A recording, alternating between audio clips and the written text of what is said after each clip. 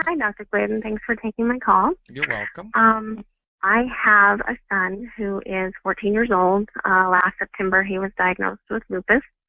The doctors sent him straight to the rheumatology specialist, and I point blank asked him, can changing his diet, can taking, supplements and things like that help with him? And he said, no, absolutely not. This is a chronic condition. He's going to have it his whole life, and all you can do is manage the symptoms and take all these medications. So he sent us home with, of course, some Loxcam, Plaquenil, prednisone. My son took it probably for about 3 weeks, and I said, okay, absolutely not. This is not even my child anymore, And I got with my brother, who is into the Youngevity movement, and he sent me your webinar on lupus. So we ordered all of that stuff. I decided, I'll only take him back every 3 months to get his blood work done. So I started him on Youngevity in November, saw him improve drastically, took him in January to get blood work done, told them that I wasn't medicating him with their medications, that I was treating him in a different way. They weren't really happy, but they got his blood work back, and it had all gone from being not great to being so normal. They were so amazed. They called me up and said, his blood work is great. He still shows signs that he does still have, lupus in his system, but whatever you're doing, keep doing it. It's working. And I just started laughing, and I didn't tell him, at the time what it was. He came back in April. He lost a little bit of weight. He's only about 4'11", so he was probably about 83 pounds. And that, I looked up his BMI. For him, that was completely normal. Yeah, that's right in the range. They were concerned. They're like, oh my goodness, he's lost all this weight. And I said, but he's perfectly fine. He's healthy, Right. And they were like, you really need to have him on the med. You really, he needs to be on the Plaquenil. He really needs to be on this stuff. And I said, but he's not having any problems. He's fine. So I took him to the doctor this last week, and they put him in the hospital. Whoa. All right. Yes. So they put him in the hospital. They put him in the hospital. Why? What was their excuse for putting him in the hospital? They were extremely worried about his nutrition, yet he's still within his BMI. So they thought that he was underweight, even though he wasn't underweight. Yes. And that was the excuse that they used to get him into the hospital. By the way, this was what? When did this happen? This last Tuesday, I took him to his pediatrician. Well, that's why, because the pediatrician has a responsibility to fill so many beds in the hospital every month. So the absolute worst time for anybody to bring to go to the doctors is at the end of the month, in the last week of the month, because they're going to hospitalize you for a hangnail, for goodness sake, and they'll look for any reason whatsoever to stick somebody in the hospital. So the kid, even though according to the height, weight, metabolic index, the child is fine, the doctor thinks, oh, he's low weight, and so we have to hospitalize him right away because he's got lupus, huff and puff. Is that what happened? That's what happened. He wasn't even flared up. He wasn't showing any signs. They stuck him in the hospital last Tuesday. They took 30 vials of blood work off my kid. The blood work came back, actually, and it showed that his lupus was normal. His blood work was normal. So there had been no change in the blood work whatsoever. There was no real objective reason to hospitalize a kid. And I'm going to bet you 25 cents that when they stuck him in the hospital, they also started loading him up with drugs. Did they do that? They loaded him up with prednisone, Plaquenil, against my wishes. Against your wishes? How old is this child?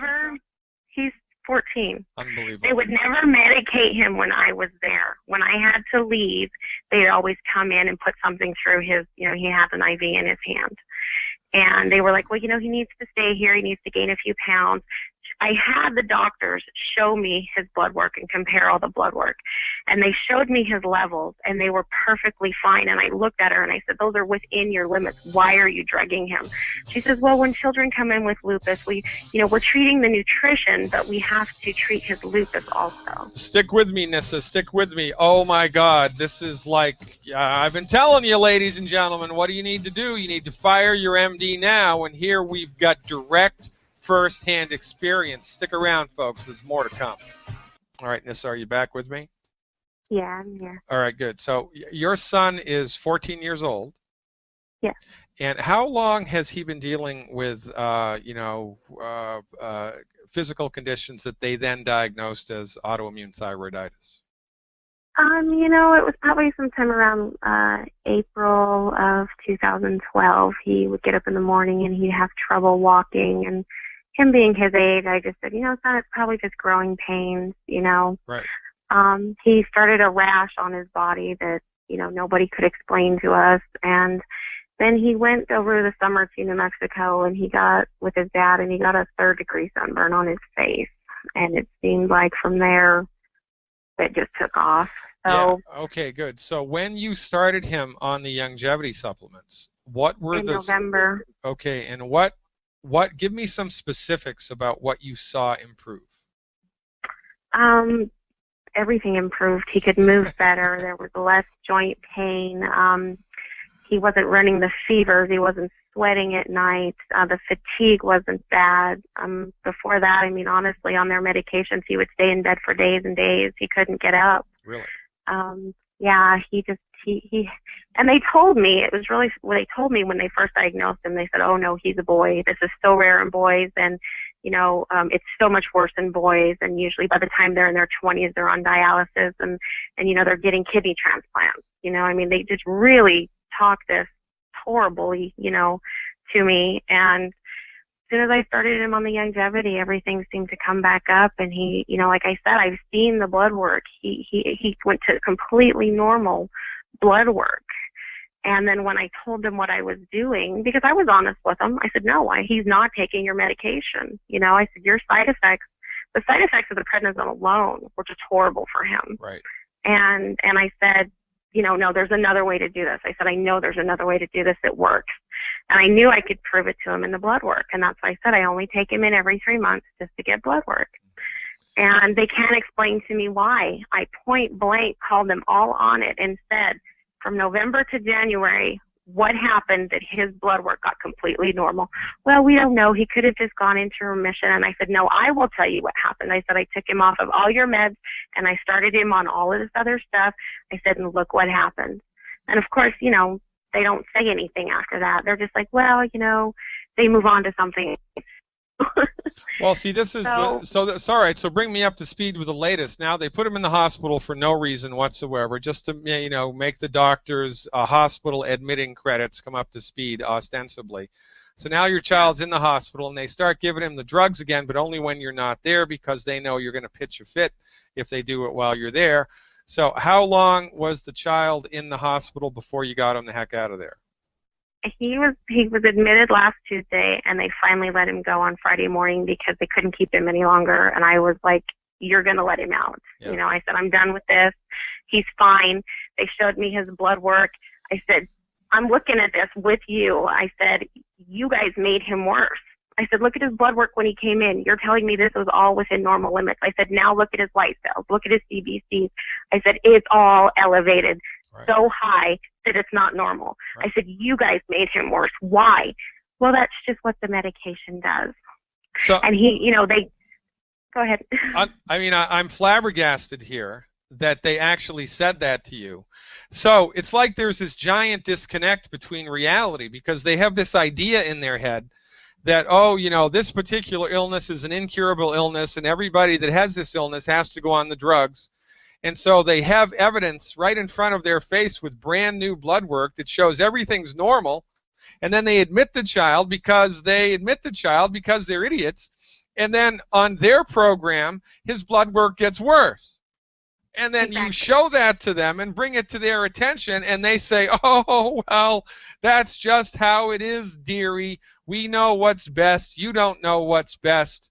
And that, to me, is, I mean, it is just the tip of the iceberg of what's going on here all around the country. And, you know, we wonder why we have a healthcare crisis. We wonder why the economy is melting down. We wonder why medical costs are skyrocketing, because MD-directed medical therapeutics for chronic disease don't work. It's a ship of fools driven by a fool who's blind. And I got to tell you, man, Nisa, my heart goes right out to you. And this is, you know, this is such a poignant story because it is so, I mean, this is just last week that all of this stuff happened, right? Just last week. So did they make any noise about child protection services or anything like that? I'm waiting for that because of some of the stuff they wrote down in the notes. They keep telling me that he's going to end up with organ damage. And I said, in 8 months, every test you've run on this child has said that there's no organ damage. I said, You tell me how that's possible in 8 months of not taking your medication and this child is not to have any organ damage. I said, I'm doing something right. Well, you know, said, because you're right. Within a few months, his organs should have been trashed, according to you guys, I said. Correct. And so they move the goalposts all the time because they're full of crap. They are 100% full of crap. And, you know, and then the thing that's flabbergasting to me is, you know, it takes a little bit of smarts to be able to make it through medical school. They don't just let anybody into medical school, number one. And number two, you know, it's not a difficult thing to do, but, you know, you have to apply yourself and think, and, you know, you have to get through the coursework. And so people who are licensed physicians, they're not stupid, right? They're educated and they're smart. And yet, even though they're educated and they're smart, they have evidence directly in front of their face that goes contrary to what they've been taught, and they overlook it. It's like their eyes glass over, they don't see it at all. And this, I think... No, they won't even listen. No, they won't even listen. And this is, you know what this is like, Nissa? This is like trying to tell somebody who's in the Ku Klux Klan that African Americans are really people and they're not animals. And because they believe that blacks all around the world are animals. They're no different than animals, and that was the whole reason that slavery was put in place for so many years, because there was a paradigm that, oh, those blacks, they're not really people, they don't have souls, and they're animals, and so you can treat them like animals. And to tell somebody who has that mindset something different, even though you have evidence to the contrary, they're not going to see it, they're going to overlook it, which is why I strongly advise everybody in this listening audience, everybody in the freaking world, to fire your medical doctor. Because not only do they have nothing for you in the treatment of chronic disease that's of any positive benefit, they have lots of nonsense for you if you're foolish enough to set one little pinky toe inside their office or inside their hospitals. The only time to see these people is if you're bleeding to death, if you have a broken bone or some type of trauma. All right, but I'm assuming that your story's not over. So what I would... No, it gets worse. All right, so bring me up to speed with what's happening today. Okay, so they sent all their dietitians in, and they were trying to give him Boost and trying to give him Ensure, and I kept telling him he can't have that. You're not giving that to him. This child gained 8 pounds in 3 days just off their crap food from the hospital. Right. Okay. Now, that alone is not healthy, okay? He had so many intestinal problems after that because he's not used to that food. Right. So I Let me guess, were they giving him French fries in the hospital? French fries, corn dogs, pizza, unbelievable. Fried fish. Fried fish. Anything he wanted. Anything he wanted, he could order 24/7 from their cafeteria. Unbelievable. It was horrible. So, I mean, their dietitian came in, and I know more about nutrition than that lady did. Because I was like, you really think this stuff is healthy? I was like, have you read the ingredients in this stuff, you know? So then they sent their child psychiatrist in. Oh, you've got to be kidding me. No, I am so not kidding. And they would come and see my son Ryan when I wasn't there. And he told me, he said, Mom, they keep trying to get me to say I'm depressed. He said, but I'm not depressed. They keep trying to put it in many different ways, and they're using big words, and they, you know, I keep telling them I'm not depressed, but they keep trying to tell me I am depressed. So when I talked to the child psychiatrist, he got really upset with me, and he said, well, what is your problem with these medications that are going to help your son? And I said, 1, these medications are poison. They're not going to help my son. I said, 2, I'm helping my son better than any of that stuff is helping. I said, and 3, I said, the damage you're going to do to my son in 6 months when you come up and tell me that his liver is damaged from what you're giving him, I said, then you're going to have to stop the medication, try to give him some other medication to fix his liver. And the guy looked at me and he just yelled at me and he says, you can't worry about what's going to happen in 6 months because you may not even be here tomorrow. Unbelievable. And this that came from a psychiatrist. Yeah, well, you know, psychiatrists believe that consciousness is a function of biochemistry. Psychiatrists believe that your consciousness is a function of your biochemistry, and that your soul does not exist, and that there's no inherent spiritual essence in the human being, that everything's this giant biochemical soup that they have to like manipulate with man-made synthetic drugs when people are, you know, not in their right minds according to them. Honest to God, this is just unbelievable to me. Now, thank God, do you live in Utah? I live in Salt Lake City, yes. Yeah, okay. So Utah is a state in which naturopathic medicine is licensed. Is that correct? I can't find any under my insurance, but I do believe there's some here, and that's part of my question I wanted to ask you today, is that my worry is they are going to get with social services because they wrote down in the discharge notes that the mom is non-compliant. They're saying here that he was admitted for weight loss and depression, but they're saying that I refuse to medicate him and that he has become depressed. Which is a lie. Which is a lie, but they have that in his file now. Yeah, they have that in his medical record now. Yeah, it's unbelievable to me that this should happen. You know what I would do? I would be proactive on this, and I would get with a lawyer, and I would be proactive about this. I would file a complaint against the hospital for something. I mean, there's got to be a complaint in here somewhere for misrepresenting your child's welfare on the chart. Because the child's not depressed, and they asked him a million times whether he's depressed or not, and then regardless of what he says, they write down that he's depressed because, you know, I mean, this is like communist Russia, for goodness sake. So what you need to do is get with a licensed healthcare provider in your state who is of holistic orientation, get under their care immediately, so that if Child Protection Services does come after you, you have something in your quiver. And if we're coming up against a hard break here in about a minute. If you stick around on the phone, I'll talk to you off the air, and I'll see if I can't, triage this for you with some type of hooking you up with some type of medical professional, holistically oriented, in the great state of Utah. Nissa, I got to give you a great big Dr. Glidden round of applause here. And again, my sounds are not working for some reason. I love that. Well, look, this is my hat goes off to you for, number one, for taking a stand for your son's health. Number two, for standing up for what's right. Number three, for having common sense. Number four, for not being manipulated by the men and the women in the white coat. Number five, for having the wherewithal to work outside of conventional medicine to bring about a change. This is the beginning for you. This is the beginning for you. I see a book in here. I see a Hollywood movie. I see something in here, for goodness sake. This is the best story and the worst story I've heard in the last 3 years. Ladies and gentlemen, I'm Dr. Peter Glidden. This is Fire Your MD Now. Back with more after these messages. Right. So I want to do this little rundown about systemic lupus erythematosus, which was the presumptive diagnosis here. Lupus is thought to be an autoimmune disease, and we in the holistic health community do not believe that the body is creating antibodies against itself. There's an antibody that's present when somebody has the clinical signs and symptoms of lupus, but the MDs have jumped the gun and they believe that the disease is caused by the antibody. They believe that the disease is caused by the antibody, that somehow the body has decided to chew itself up, and it's created this antibody, and now the antibody is destroying the body's own tissue, and, you know, we're off to the races.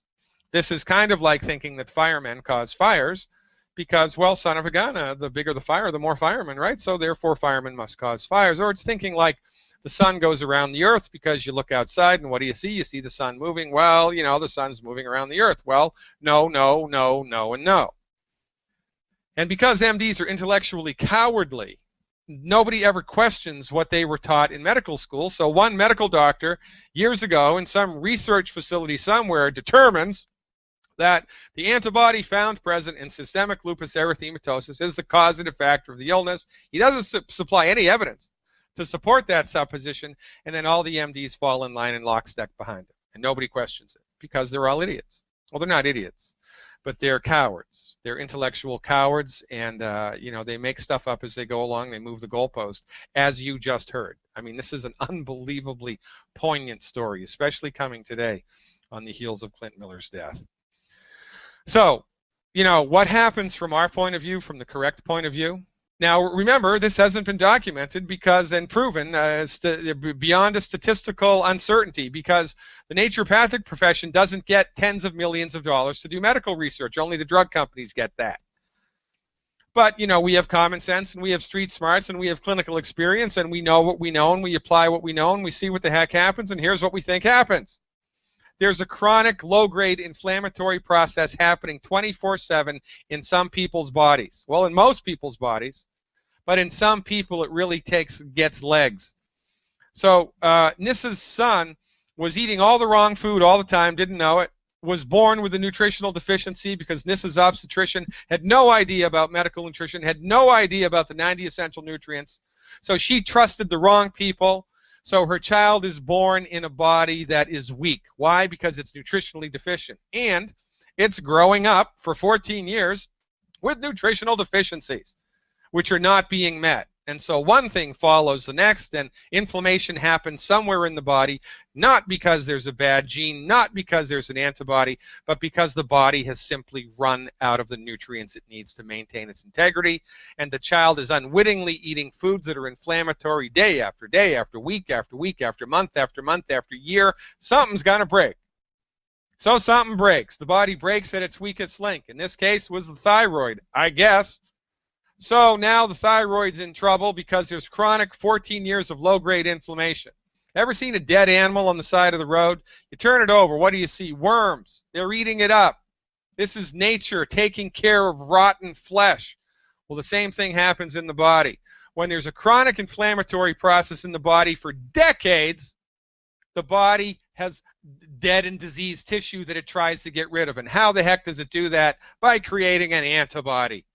The antibody is ostensibly chewing up the dead tissue that was caused by the chronic inflammation, but the MDs come late to the party. They only see the inflammation that's present now and the presence of the antibody, and because they're stupid, pig-headed, you know, blinders on, I only believe what Pfizer Pharmaceutical tells them, they make the wrong determination. It's the chronic inflammation that causes the presence of the antibody. The antibody is present because of the disease.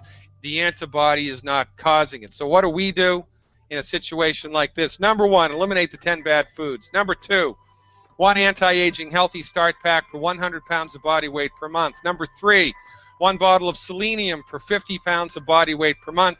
One bottle of minerals a month. One bottle of extra calcium a month, liquid Osteo FX Plus, and a diet that's high in antioxidants. Triple Treat chocolate sounds like a good idea for me. And to manage joint pain, CM cream topically. That's what we do to support the body's ability to optimize its function. If you're not angry, you're not paying attention. I'll be taking more calls when we come back in the second hour.